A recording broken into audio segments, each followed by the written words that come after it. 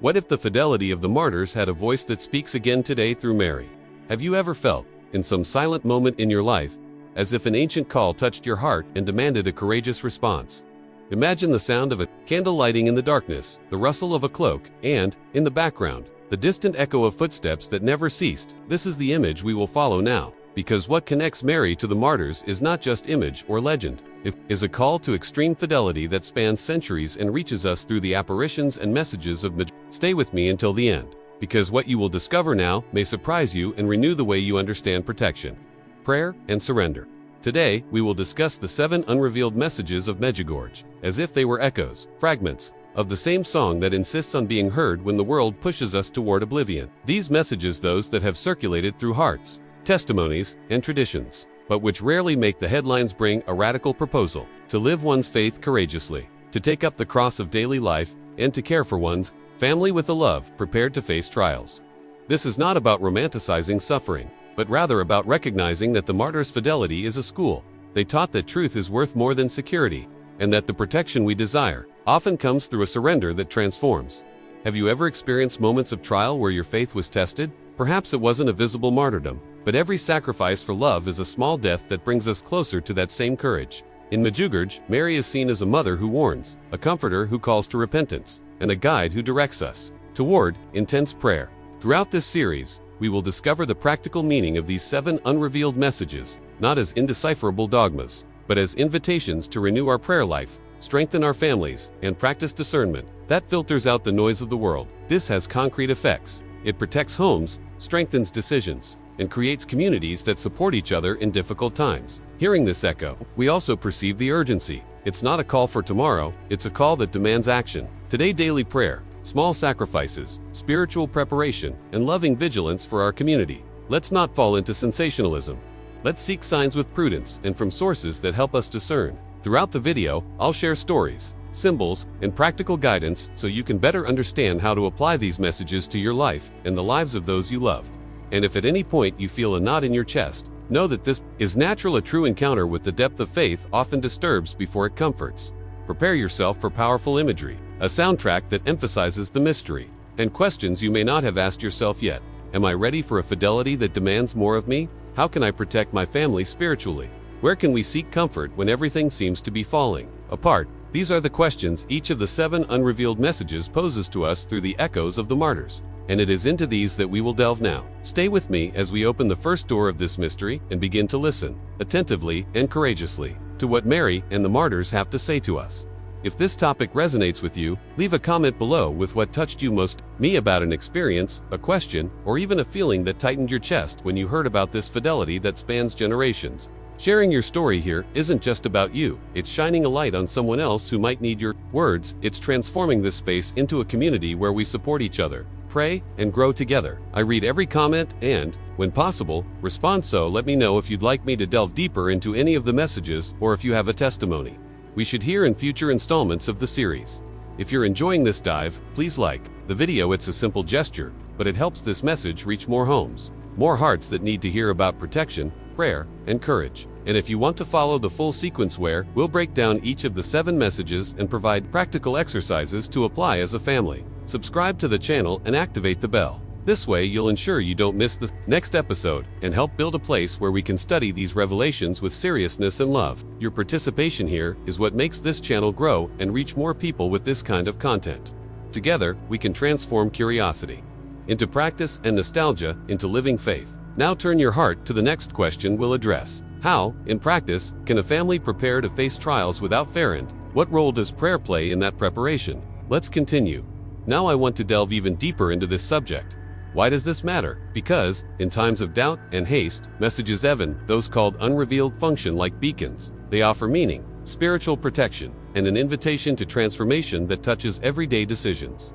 Historians, visionaries, and theologians affirm that understanding these echoes is not about engaging in empty speculation, but about recovering a way of seeing spiritual reality that has a direct impact on how we live, love, and care for those around us. When we say that the messages of Medjugorje echo the fidelity of the martyrs, we are not celebrating suffering. We are recognizing a model of courage that challenges the mindset of immediate comfort. We live in an age where hidden truth is often silenced by distractions, And so the spiritual journey demands conscious decisions, small sacrifices, prayer practices, moral choices that reinforce the integrity of the heart.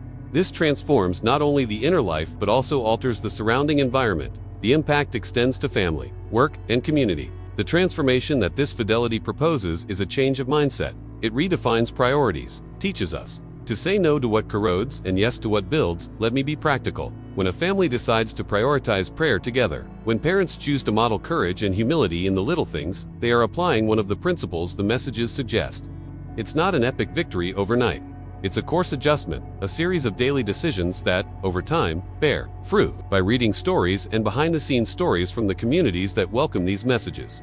We realize that what transforms us are not grand, isolated acts, but gentle, persevering discipline. This discipline creates a terrain where faith can flourish and where, when trials come, we are not surprised. Instead of failing, we have spiritual resources, learned prayers, confessions that wash away the burden, communion that sustains. The hidden truth I refer to is not a mystical conspiracy, but the recognition that certain spiritual realities exist beyond what the press or social media tend to highlight. There are revelations that circulate more in hearts than in headlines, and learning to listen to them requires silence and practice. Therefore, discernment is essential. Not every experience deserves to be followed without criteria. For this reason, historians, visionaries, and theologians point out paths of interpretation and recommend that this type of inspiration be meditated upon in light of tradition, personal prayer, and pastoral counsel. This balance avoids extreme and skepticism and fosters a mature journey. There is also a psychological and emotional aspect to this journey. Many people who are touched by the idea of the echo of the martyrs carry with them a deep desire for authenticity. They want a spirituality that is not merely aesthetic or ritualistic, but that shapes character and offers meaning in difficult decisions. Extreme fidelity, in this sense, is a proposal for coherence, aligning words, gestures, and choices. This requires courage to abandon habits that comfort us, but secretly impoverish us. It requires humility to admit weaknesses and seek help. It requires, above all, a pilgrim's mentality, accepting that the journey has crosses and that each cross, well experienced, is the seed of new life. When we tell stories of martyrs or recreate symbolic scenes, the rose, the cloak, the candle, passing from hand to hand, it is not to exoticize pain, but to offer images that capture attention and connect emotion to decision. Emotion awakens, the narrative convinces, and practice consolidates. Thus, the echo that comes from Mary and the martyrs becomes pedagogical. It teaches us to pray with more truth, to choose with more righteousness, to love with more courage. And at the community level, it fosters a kind of spiritual resilience that protects against collective disorientation, empty ideologies, and easy promises. There is also an element of intergenerational responsibility. The messages suggest that prayer and spiritual formation are not private acts, but legacies passed from one generation to the next. Teaching a child to pray, establishing simple rituals at home, proclaiming values in everyday moments. All these are decisions with repercussions that can last decades. Looking to the practices of the martyrs and the maternal figure of Mary inspires not only heroic acts, but also lifelong pedagogies. How to build a spiritual home that withstands the storms. And this brings real comfort, knowing that daily practice has the power to shape destinies and protect hearts. At the same time, it is vital to maintain a critical and lucid eye on the sources and one's own motivations. Not every revelation is to be followed. Not every insistence on signs is healthy. This is why the call to discernment we see in traditions is so timely. It invites us to verify, to compare, to ask for guidance, and to see if the claims produce fruits of love, humility, and charity. Fruits where there is peace, renewal of relationships, and a serious commitment to the truth. Fruits that do not evaporate with the first scandal, but that endure because they were cultivated with honesty. The journey we propose here is therefore twofold: interior and communal. Interior because it requires a change of mindset, exercises in discipline, and a sincere openness to an encounter with God.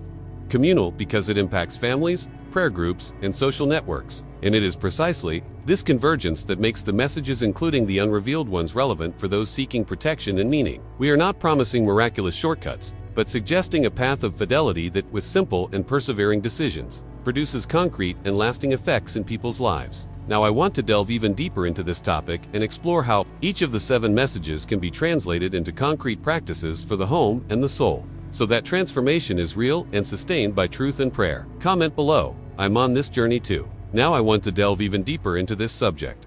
It all began on a day that changed a village and, little by little, echoed around the world. The apparitions in Medjugorje, reported in the early 1980s by young people who claimed to have seen Mary quickly became a monument of curiosity, faith, and debate. I won't go into sensational details or present a single version. What matters here is understanding the context and meaning of these experiences for those seeking transformation and spiritual meaning. The apparitions, as many historians and observers have noted, produced a series of messages, some made public, others interpreted behind the scenes, and some that people call unrevealed messages, fragments, accounts, and inferences that circulate among communities, testimonies, and oral traditions, without necessarily appearing officially in editorials or broad communications. When we speak of Medjugorje, we speak of something that settled between the mystical and the everyday. Ordinary people began to report healings, conversions, and profound changes in their prayer lives. At the same time, doubts, controversies, and the need for discernment arose. Some lines of interpretation suggest that not all messages should be treated equally. There are those directed at personal conversion, others that speak to the community, and still others that seem to touch on prophetic dimensions or offer warnings. This is the crucial point for those who wish to learn without getting lost in hidden truth or speculation, understanding that there are levels of communication, and that not everything circulating online or in private accounts has the same weight or the same pastoral function. The idea of unrevealed messages can refer to different things. In some cases, they refer to comments made by visionaries in private conversations that have not been formally disclosed. In others, to collective interpretations of signs and dreams that communities have received as echoes of official messages. Behind the scenes, these ideas often circulate as suggestions for concrete practices: prayer, fasting, family protection, rules of coexistence that reorient mentality and daily decisions without, however, having been proclaimed with unique and indisputable authority. And it is this ambiguity that makes the subject both fascinating and demanding. On the one hand, there is the call to revelation, to mystery. On the other, the demand for responsibility, study, and prudence. Historians and theologians who study apparition phenomena often point out that socio-cultural contexts shape interpretations. In regions marked by suffering, war, or change, religious signs can gain greater symbolic power.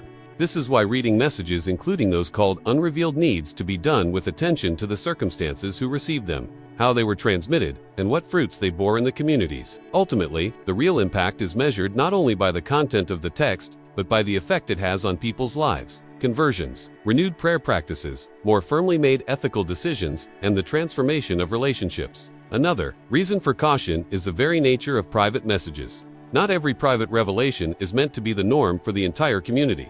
Often, it's a personal touch that demands an intimate response and not necessarily universal instruction. Still, the echo of these experiences often permeates families and prayer groups, creating networks of spiritual influence that manifest in concrete practices.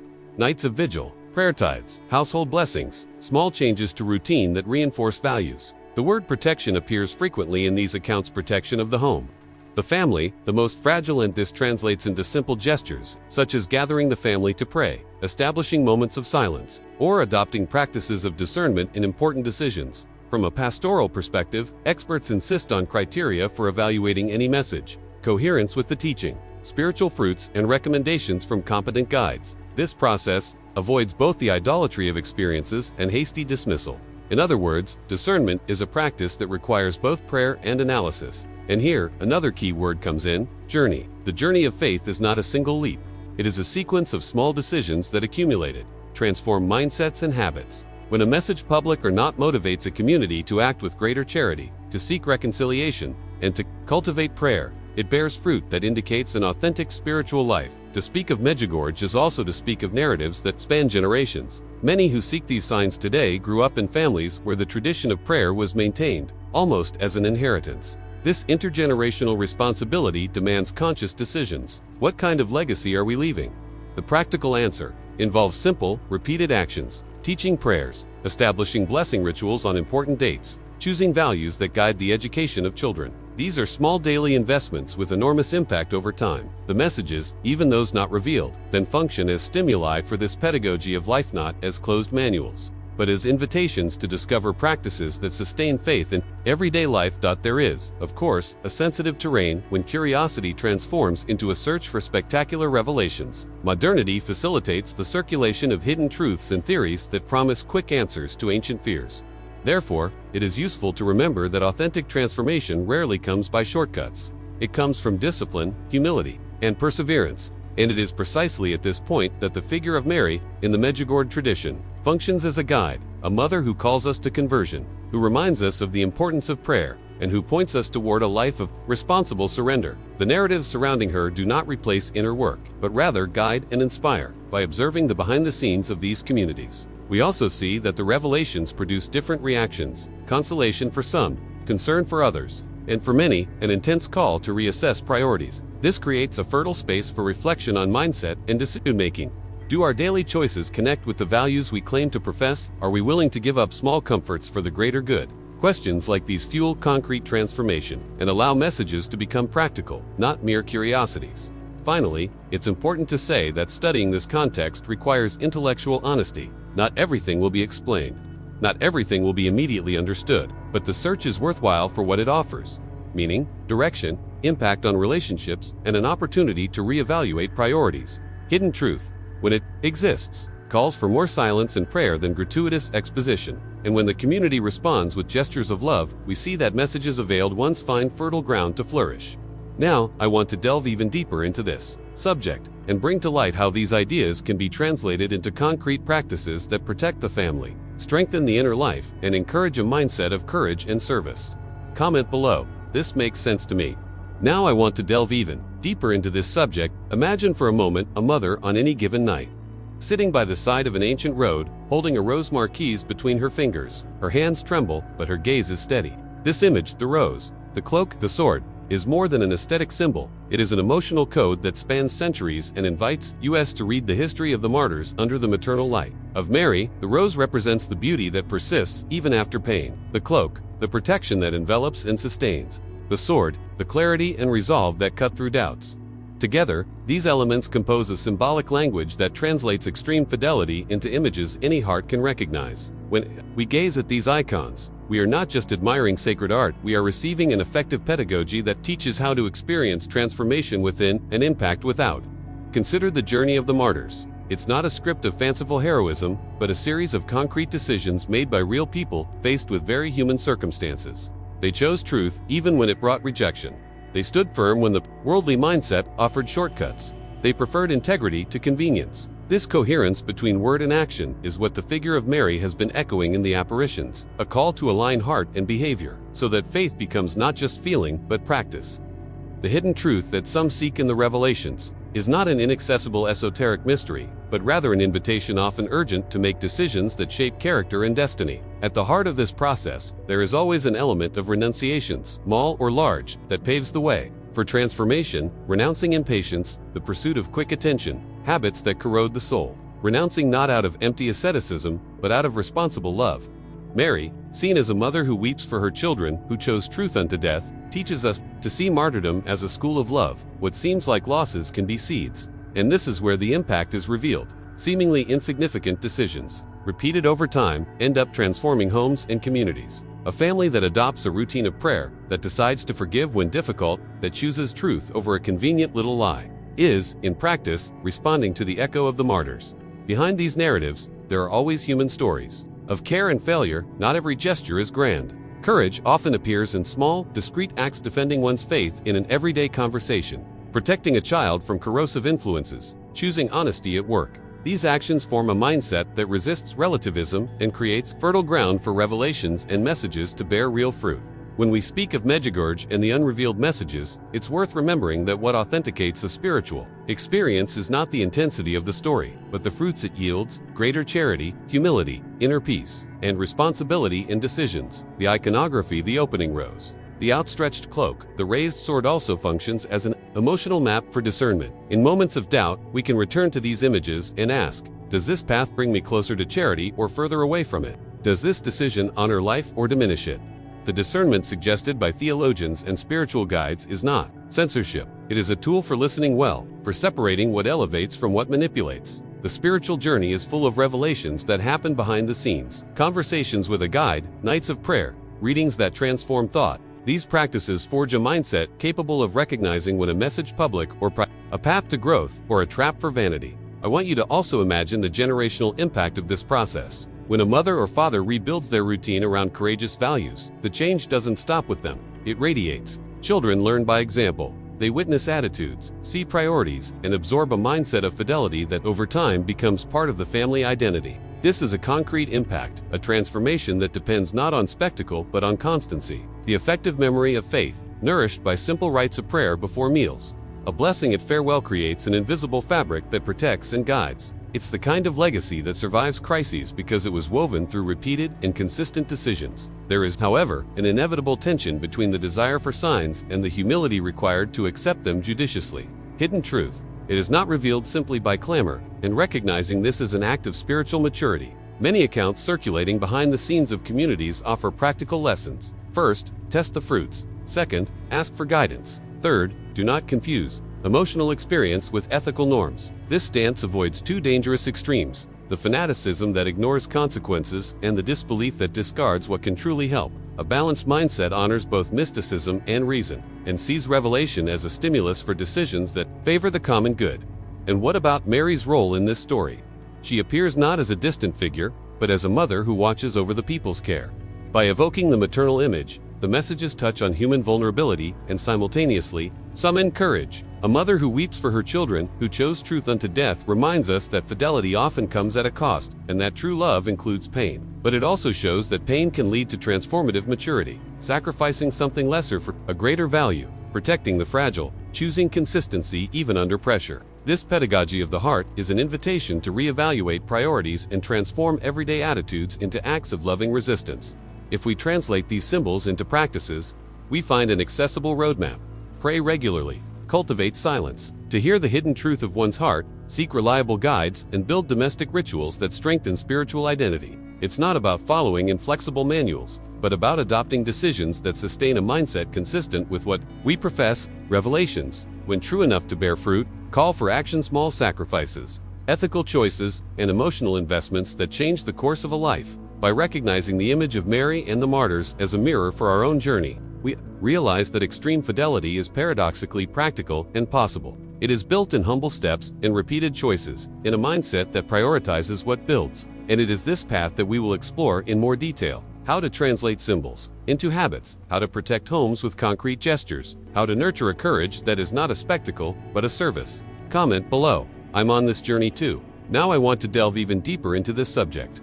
When we think of the 7 unrevealed messages as echoes reaching us, it's helpful to begin by breaking this great mystery down into parts we can embrace and apply. The first 3 messages, suggested by many lines of interpretation, form a practical foundation for any faith journey seeking true transformation: a call to purity of faith, an invitation to radical forgiveness, and a warning about apostasy in trials. I'll describe each clearly, show the signs that accompany them behind the scenes in communities, and, above all, tell you directly what this means for you today. I want you to feel, as you listen, that these are not abstract ideas, but invitations to decisions that shape character, mindset, and impact the lives of those we love. The first message is a call to purity of faith. I'm not talking here about legalistic perfectionism, but about recovering a relationship with God that is transparent, simple, and centered on prayer and inner truth. In the stories circulating, this theme appears as a request for people to return to praying authentically, so that worship becomes not just a social routine, but a gathering that converts. Behind the scenes, this translates into repeated practices: family prayers, frequent confession, readings that nourish the heart, and silence that allows listening. Purity of faith doesn't exclude doubt. It welcomes it and transforms it into a search. What does this mean for you today? It means creating concrete spaces for listening and conversion, perhaps reducing screen time at night to reserved 10 minutes of silence before bed, perhaps resuming the discipline of confession or a short spiritual reading in the morning. These are simple decisions, but with a cumulative effect, a transformation of mindset that gradually alters reactions and impulsive choices, making life more aligned with what you profess. The second message is an invitation to radical forgiveness. And here the maternal image of Mary meets the courage of the martyrs in a surprising way. Forgiving isn't always accepting injustice without limits, but refusing to let bitterness reinvent our days. In the stories and small revelations that circulate, there are always stories of families where forgiveness has been the driving force behind restoration. Parents who choose reconciliation, siblings who break a cycle of hurt, communities that set aside rivalries for the greater good. On a practical level, this often appears as a call to concrete gestures, honestly apologizing, seeking dialogue instead of isolation, establishing domestic rites of reconciliation. What does this mean for you today? It means evaluating decisions. You may have been putting off a phone call that asks for forgiveness, a difficult conversation that can free you and the other person, a gesture of humility that reorients relationships. Radical forgiveness is paradoxically a decision that protects. It protects your inner peace, strengthens bonds, and prevents unresolved pain from becoming multi-generational wounds. It's a mindset shift that prioritizes healing over justification, love over reason.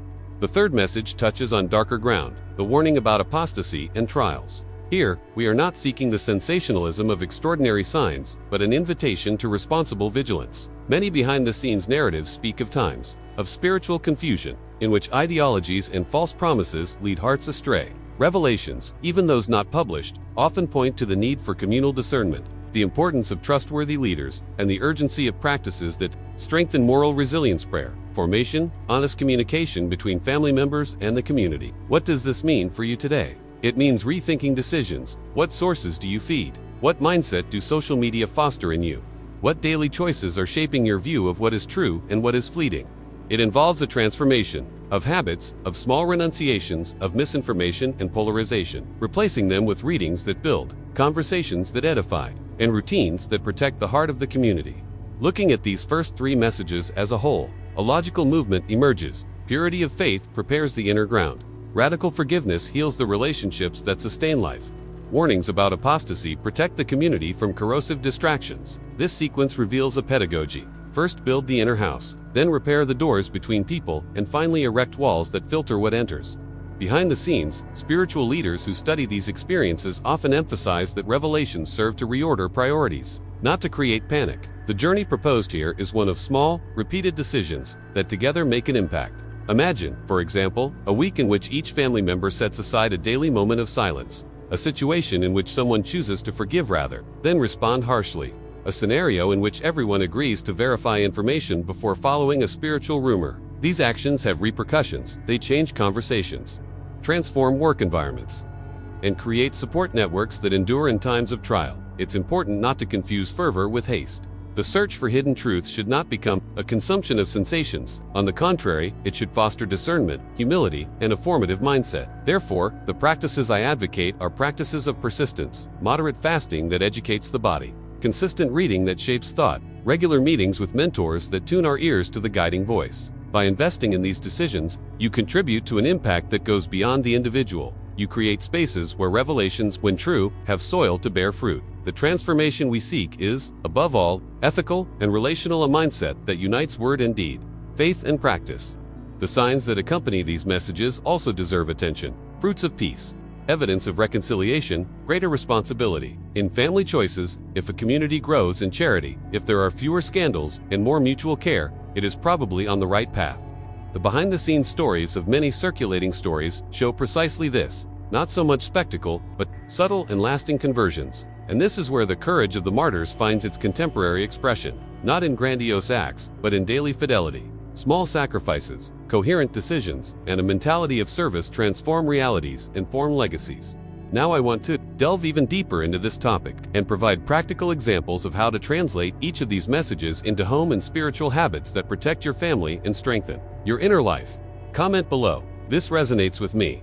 Now, I want to delve even deeper into this topic. As we move on to messages 4 through 7, we realize that they are not isolated arguments, but stages of a formative proposal aimed at profound transformation, a life of intense prayer, the courage to take up the cross in daily life, communal, spiritual vigilance, and the promise of consolation for the faithful. Each of these ideas calls for practical decisions and a change of mindset, not to create a spectacle, but to forge character and produce a real impact on the routines of individuals and families. When we speak of a life of intense prayer, we are not referring to empty rituals or exhaustive moralism. We are talking about a rediscovered relationship with silence and listening, of time dedicated to meditating on the word, of prayer practices that reshape our outlook and guide our daily choices. Take a look behind the scenes at the communities that embrace these messages, the discipline of family prayer, short and consistent vigils, morning or evening, spiritual reading. All of this transforms mindsets because it redirects the heart toward lasting priorities. And here's a sincere question. Would you be willing to set aside a daily space for silence and prayer, even if it's just 10 minutes, so that your mind and decisions begin to be shaped by a different logic? Linked to this dedication is the second idea, taking up the cross in everyday life. It's not a call to spectacular martyrdoms, but to a practical coherence that demonstrates courage in small decisions. Taking up the cross means choosing the truth when it's easier to remain silent, preferring reconciliation to victimhood, sacrificing immediate pleasure for a greater good that protects the family and strengthens relationships. In behind-the-scenes accounts, there are countless examples of people who, by making difficult decisions forgiving a relative, breaking a habit that eroded their relationships, taking on responsibilities that weren't convenient, experienced a slow but profound transformation. These decisions shape a new mindset, less immediacy, more responsibility. And then the question that touches the heart arises. Would you be willing to carry small daily crosses to promote real and lasting change in your home and your soul? The third dimension these messages evoke is community spiritual vigilance. It's not about suspiciously scrutinizing others' lives, but about building networks of care communities, prayer groups, families that exchange discernment practices and reliable sources. Hidden truth, in many accounts, only reveals its value when it passes through the sieve of community, leaders who exercise authority with humility, verification processes, pastoral guidance, and a culture of mutual accountability. This vigilance protects against subtle apostasies, ideologies that infiltrate unnoticed, and misinformation that weakens faith. Community ties must play an active role in shaping mindsets, investing in decisions such as finding a trusted spiritual guide, participating in group studies, and maintaining frank dialogues about what is read and shared. The question that arises is straightforward. Would you be willing to integrate your family into a circle of spiritual accountability where difficult conversations are addressed with honesty and prayer? Finally, there is the promise of consolation. For the faithful, a dimension that gives meaning to renunciation and vigilance. In the testimonies circulating among communities, consolation is described not as an immediate and superficial comfort, but as a presence that sustains in trials and renews the courage to continue. This promise does not eliminate pain, but offers spiritual resources to overcome it. Hope that is not limited to empty optimism, a peace capable of coexisting with sadness, and a trust that is strengthened by daily practice. In the revelations circulating behind the scenes, this consolation often presents itself as the fruit of fidelity. When a family chooses prayer, reconciliation, and responsible vigilance, it finds, over time, signs of consolation, restored relationships, wise decisions, and a faith that endures. And the question that challenges us here is profound. Would you be willing to live with the hope that fidelity, even if costly, brings lasting consolation? By contemplating these four messages together, we perceive a pedagogical design. A life of prayer prepares the inner soil. Taking up the cross reorders practical choices. Community vigilance protects the trajectory, and the promise of consolation sustains perseverance.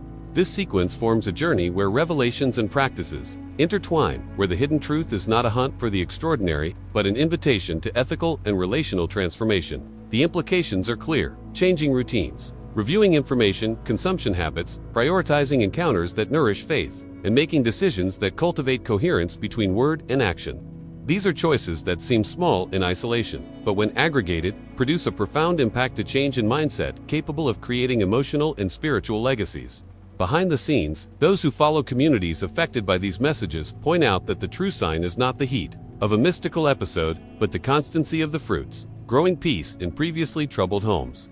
Practices of trust, replacing fear, young people learning to pray and make decisions with greater clarity. Discernment remains key, testing fruits, seeking guidance, and avoiding extremes. And while the maternal image of Mary and the example of the martyrs call us to courage, the practical path is this: effective discipline, conscious decisions, and a support network to sustain the journey. Now I want to delve even deeper into this subject and translate each of these ideas into concrete habits you can adopt today, with simple, repeatable steps that generate real transformation in your home and soul. Comment below, I'm on this journey too.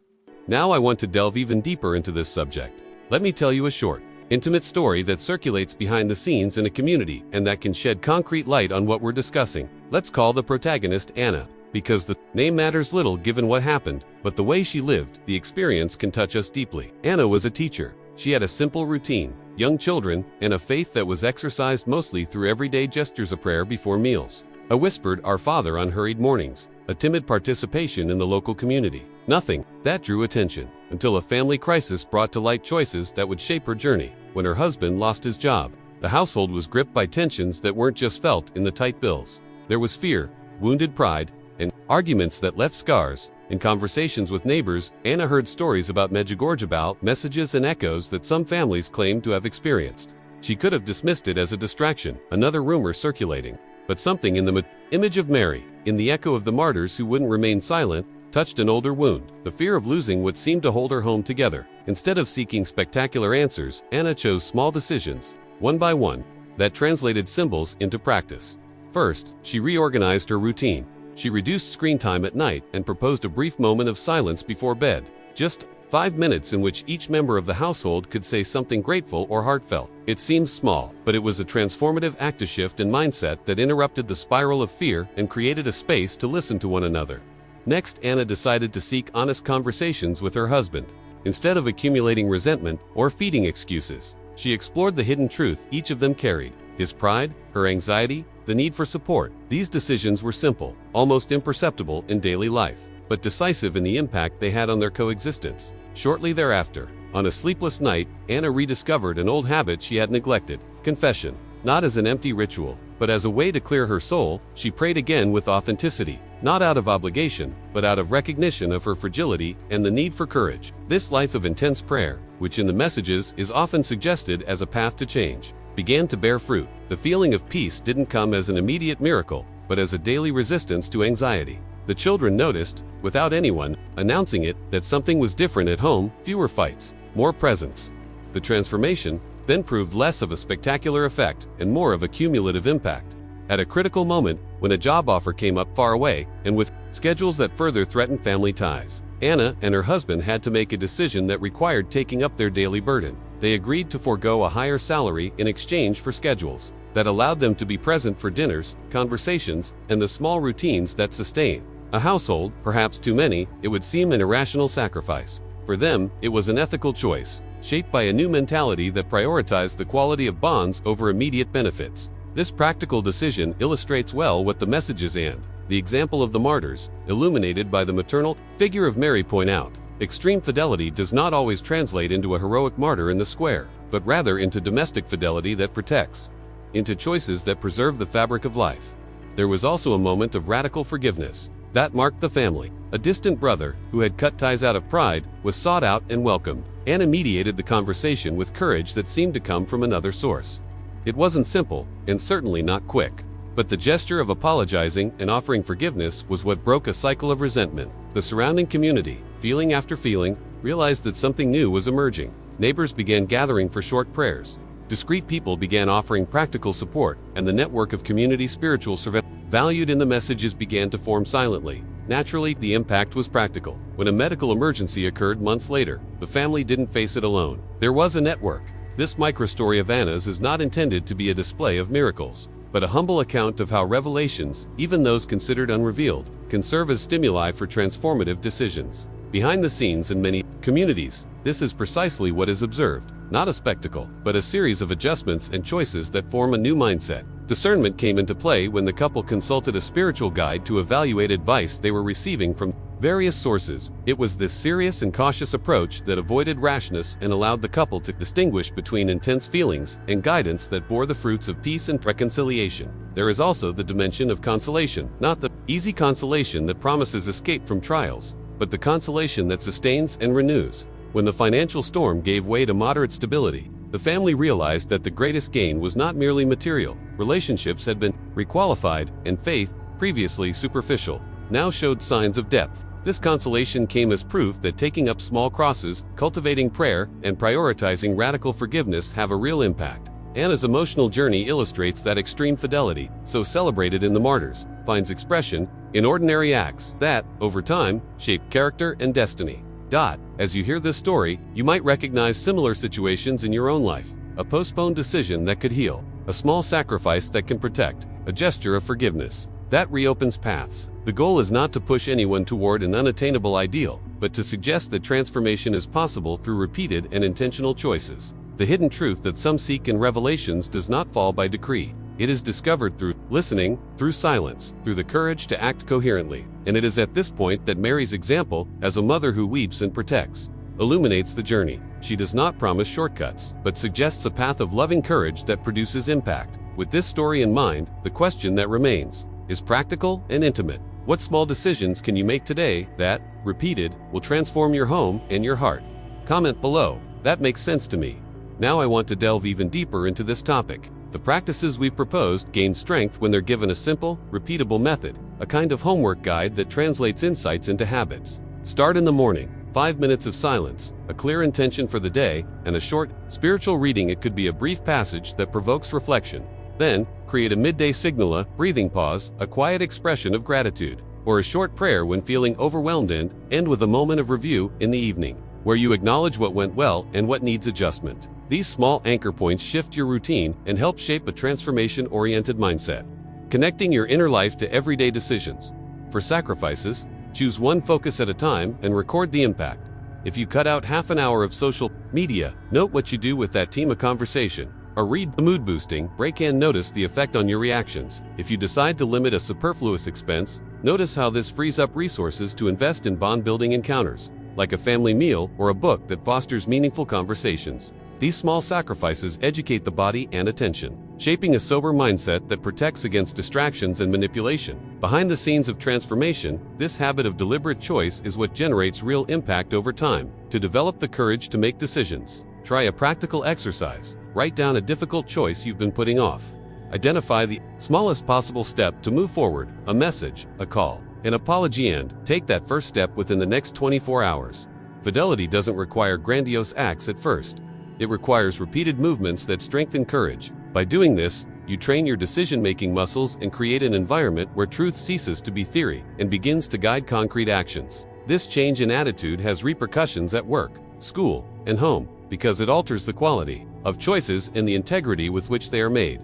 As for the family's spiritual preparation, consider simple, purposeful rituals. This could be a short blessing upon leaving the house, a song to mark transitions, or a weekly intention board where everyone writes a grace or request. Excessive formality isn't necessary. Consistency is essential. These domestic rituals serve as a backstage of emotional education. Children who grow up with small signs of faith tend to assimilate a mindset of commitment, and adults see the home as a space for formation and protection. The concrete impact can be seen in less isolation, more dialogue, and calmer responses to crises. To strengthen discernment, create practical protocols. When a supposed spiritual revelation or rumor arises, check sources, speak with a trusted advisor, and observe the results for a reasonable period before acting definitively. This simple procedure protects against fanaticism and false promises and transforms curiosity into wisdom. Hidden truth, when legitimate, produces fruits of peace, reconciliation, and charity. Otherwise, it generates confusion. Testing before accepting is a gesture of pastoral responsibility and love for those around us. Additionally, record progress. A behind-the-scenes notebook where you jot down decisions, questions, and small signs helps transform feelings into evidence. Looking back at the journal, after a few weeks, the impact of small sacrifices and regular prayers becomes clear. Mood changes, fewer impulsive reactions, more coherent decisions. This habit of documentation sustains the journey and provides motivation when fatigue sets in. Behind the scenes, in communities that shift mindsets, this record is often cited as an essential tool for maintaining the transformation.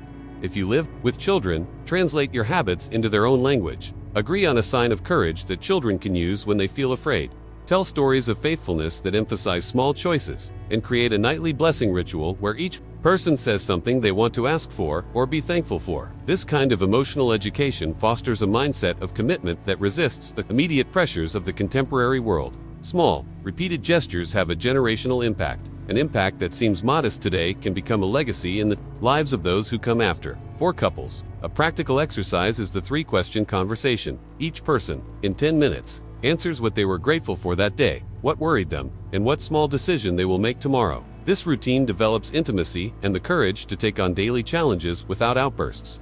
For prayer group leaders, I suggest a homemade verification protocol for alleged revelations. Evaluate the source, consult a counselor, and observe the results for at least 15 days before taking community action. These procedures balance boldness and prudence, avoiding both frivolity and fear. On the economic and social level, fidelity also involves practical decisions, renegotiating priorities, cutting unnecessary expenses, and redirecting resources to those who build coexistence and service. Well-directed money is a tool for protection and affection. When a family chooses expenditures that promote presence and education, it creates a structure to weather the storms. The desired transformation is not just internal, it is structural, directly impacting living conditions and community ties. Don't overlook the role of silence and patience.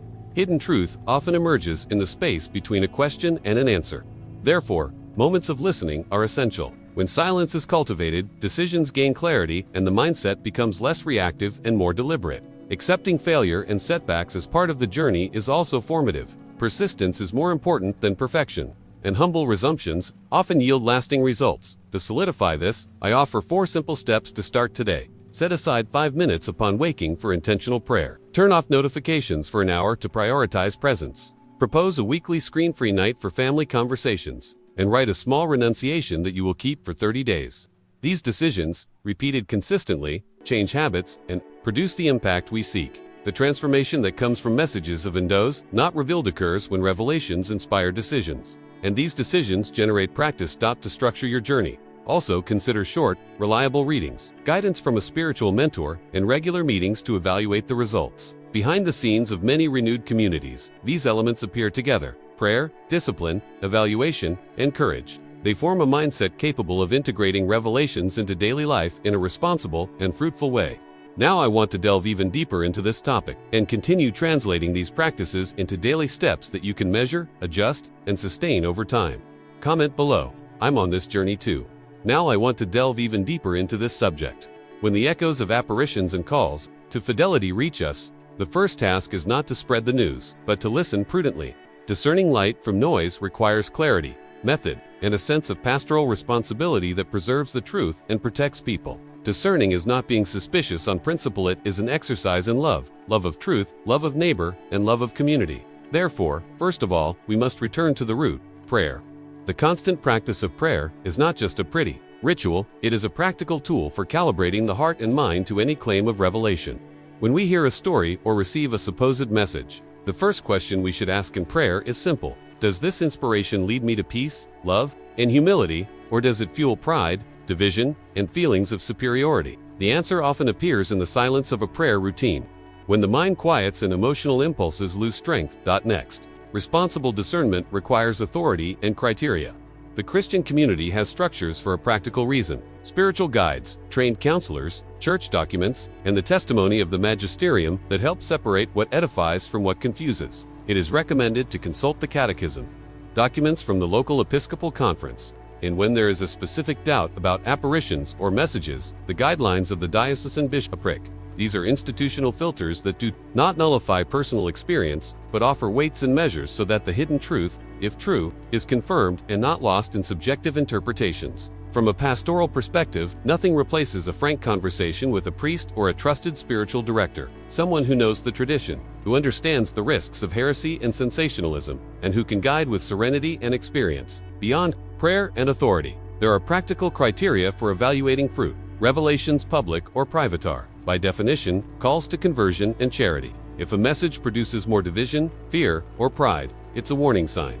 If it produces reconciliation, increased prayer, humility, and concrete charity, there are signs of spiritual authenticity. Observing fruit is a modest, almost scientific procedure. Effects are recorded over time, and hasty decisions based on intense emotion are not made. This daily practice of observing fruit brings security to the community and prevents impulsive decisions that can cause relational and spiritual harm. It is equally important to cultivate a community environment of responsibility. Community, spiritual surveillance, when well guided, is not about maliciously monitoring others, but about creating spaces where stories are evaluated collectively. Prayer circles that also ask about sources and consequences. Groups that combine enthusiasm with moderation, and parishes that offer basic theological training to the faithful. In several healthy communities that follow reports of apparitions, there are clear routines: sharing experiences, consulting with mentors, waiting time, and joint evaluation of the results. This behind-the-scenes training and accompaniment protects against sensationalism and strengthens a caring mindset. Another point worth emphasizing is the role of intellectual formation. Reading good theology books, historical studies on apparitions, texts by respected theologians, and ecclesiastical documents helps build an informed, critical spirit. Hidden truth doesn't just require emotion. It requires study. Seeking out recognized authors, articles in academic journals, and guidance from reliable theological institutes reduces the chance of falling prey to conspiracy theories or isolated readings that distort spiritual experience. The education of the mind goes hand in hand with the purification of the heart. Both are necessary for mature discernment that generates a positive impact. Practically, how should we respond to an alleged message? First, pray. Second, don't share it immediately on a large scale. Third, consult a pastoral advisor. Fourth, observe the results for a while. Fifth, accept the possibility of waiting without an immediate response. Waiting isn't inertia, it's discipline. Haste is often the enemy of good judgment, and when community decisions need to be made, programs, public oversight, collection of testimonies. They should be mediated by leaders who assume pastoral responsibility and are willing to explain their criteria to the community. Transparency and accountability are antidotes to sensationalism. That's also healthy to recognize that discernment isn't monolithic. It involves personal prayer, moral examination, consultation with tradition, and assessment of the cultural context. In communities marked by social crises, messages may take on particular colors. In contexts of peace, other aspects are highlighted. Understanding the historical and socio-cultural background helps us interpret signs without ignoring their potential veracity. This attention to context avoids literalist interpretations and creates space for interpretations that are both spiritually rich and pastorally responsible. Recommending reliable sources doesn't mean exhausting all possibilities, but rather pointing to safe paths. Vatican documents, catechisms, texts by priests and theologians recognized by the Church, publications from Catholic universities, and, above all, dialogue with the local bishop and trained spiritual guides. In cases of highly debated apparitions, it is prudent to verify the pronouncements of the bishopric responsible and follow serious studies that analyze the facts using historical and theological methods. This ensures that the community is not led by rumors and that the hidden truth, if any, is treated with the seriousness it deserves. Finally, it's worth emphasizing that pastoral authority isn't intended to restrict experience, but to protect the community. Trained leaders assume responsibility for guiding without alarmism, for offering criteria, and for receiving testimonies. With sensitivity, when pastoral guidance is well executed, the community grows in trust, balance, and the fruits of charity. Thus, prudence, combined with prayer, formation, and observation of fruits, provides a safe path to separating light from noise, preserving both the spiritual experience and the relational health of people. This process of discernment does not diminish the beauty of spiritual experiences. On the contrary, maturity protects and enhances their impact. It allows revelations, when true, to be integrated into community life in a way that produces transformation, not confusion. And it is from this perspective of responsibility and love that we will continue analyzing concrete formation practices and pastoral tools that help families and communities wisely welcome what touches their hearts without losing their feet on the ground. Comment below. This makes sense to me.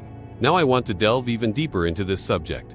Breathe with me for a moment and imagine a flame flickering in a dark room. One candle lights another, and suddenly fear loses some of its strength because there is shared light. This image, a candle lit by another candle, sums up the echo we're trying to hear. Mary calls for fidelity that echoes in the martyrs, and this call doesn't seek spectacle. It seeks an extension of courage, meaning, and truth into daily life. The metaphor of the candle is important because it teaches two things simultaneously. First, that fidelity isn't cumulative for those who retain it. It only exists when it is shared. Second, that the warmth of witness passes from hand to hand and spans generations. When we see Mary in this scene, she appears as a mother, passing on light, not hiding the cost of fire, but showing that the flame serves to warm, illuminate, and guide. Thinking this way changes our mindset. Instead of seeking miracles that isolate us in spectacular narratives, we begin to seek practices that fuel the flame. The transformation desired by the messages, the unrevealed ones, is not a magic formula. It is a loving discipline, behind the scenes in communities that have rebuilt after crises. This discipline translates into simple domestic rituals, decisions that foster relationships, and an ethic that prioritizes truth over immediate comfort. This has a practical impact. A home where prayer, forgiveness, and responsible vigilance are cultivated tends to generate less panic in the face of trials, because it has already quietly built a spiritual infrastructure. And this infrastructure is made of repeated choices, small sacrifices, sincere conversations, readings that shape thought, and a presence that heals. When thinking of martyrs, many people imagine scenes of isolated heroism, kernels of courage, who shine alone. But the pedagogy we draw from the man, which Mary echoes, points in another direction. Everyday heroism. This is where the impact becomes applicable. A seemingly minor act, like choosing to dialogue instead of reacting harshly, can be a small domestic martyrdom that redefines standards. Another family that decides to create a moment of silence before meals is, in practice, erecting a small altar of protective presence. These decisions, repeated, form a trajectory of transformation. The hidden truth we often seek in revelations is not a puzzle to be solved with curiosity. It is a call to a life of coherent decisions and active faith. On a collective level, a shared flame demands responsibility. When a group organizes to monitor experiences and discern signs, it creates a network that prevents both fanaticism and abandonment. The spiritual vigilance suggested by the messages is not control, it is mutual care. It is the community willing to check sources, dialogue with guides, and observe fruits over time. The authority we respect: trained priests, church documents, Pronouncements from the bishopric acts as a filter that helps us avoid confusing emotion with norm, revelation with mania. This combination of living spirituality and solid criteria is the soil where the flame can stay lit without burning those who hold it. There's also a psychological and human aspect to the stories that tell these echoes. Courage in fragile contexts is born with support. When a person decides to forgive, for example, this decision often doesn't come out of nowhere. It arises because there were models, conversations, and examples that offered possible steps. The transformation we propose is, therefore, pedagogical. It educates affections and decisions. The mindset that develops isn't an abstract virtue, it's a habit formed by repeated choices, domestic rituals, and a culture of responsibility. If we replace haste with persistence, we'll see the impact on the mood of the household, reactions to crises, and the ability to resist ideologies that corrode relationships. It is also necessary to speak of the hidden truth with humility. There are secrets of faith that are not revealed all at once. Silence and waiting are part of the journey. The flame that ignites another flame sometimes takes time to show its strength. Therefore, discernment and patience are indispensable virtues. Behind the scenes of communities that have not succumbed to sensationalism reveal repeated practices, documenting changes, seeking training, sharing with moderation, and testing results before acting on any revelation. Thus, the transformation we desire is protected by a mindset that values lasting results over immediate impressions. I also want to emphasize the role of example. Mary, as a maternal figure, invites us to a fidelity that involves care, not punishment. A mother who protects her children knows when to put an end to fighting and when to allow learning. She knows when to intervene and when to trust. Likewise, the echo of the martyrs, seen through Mary's eyes, leads us to an ethics of balance between firmness and tenderness. The fidelity she demands is not hostile, it is restorative. She calls us to take up crosses that edify, not to cultivate useless suffering. It is a fidelity guided by the common good and compassion. At the same time, it's wise to remember that the courage required isn't always met with resistance. Not all environments value sacrifice. Many push for immediacy. Therefore, the decision to keep a flame burning can generate criticism, laughter, or incomprehension.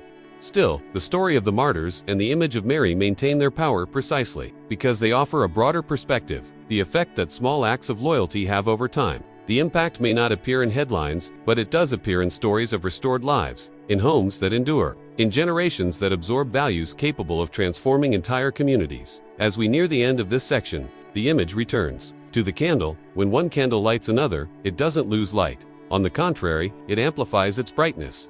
The fidelity that Mary evokes is contagious. In the best sense, it spreads clarity without diminishing those who receive it. And that's why the call I leave now has a practical and effective dimension. If this content touched you, if the idea of translating revelations into habits resonated with you, leave in the comments which of the possible messages you most need to hear today. Write fidelity if you want to strengthen your prayer life, or share a brief testimony of a small decision that changed something in your home. If you prefer, in the comment, pin the name of someone you will pray for today. Thus we create, in silence and prayer, a chain that lights candles throughout the community. If this video touched you, leave a comment telling us which of the possible messages you most need to hear. Today's right faithfulness if you want to strengthen your prayer life, or share a short testimony. Subscribe to the series where we'll unpack each of the 7 messages and activate a practical community. Exercise and don't forget to hit the bell so you don't miss the next episode. Suggested pinned comment. Leave the name of someone you'll pray for today here. If you've made it this far, thank you for walking with me. If this conversation touched you in any way, leave the phrase, "I'm with you until the end," in the comments to let me know we're on this journey together. Reading these words reminds me why I make these videos. If you felt you gained something concrete to apply in your daily life, leave a like. It's a simple gesture that shows that this type of content has practical value and helps us continue producing quality content. And if you want to follow the full series and not miss the upcoming practical exercises we'll activate in the community, subscribe to the channel. I promise to bring serious study, real stories, and steps you can try right now. There's a video here that complements this topic. Click and stay with me there to delve even deeper. I'll be waiting for you on the other side, with more examples, stories, and tools to transform faith into a habit.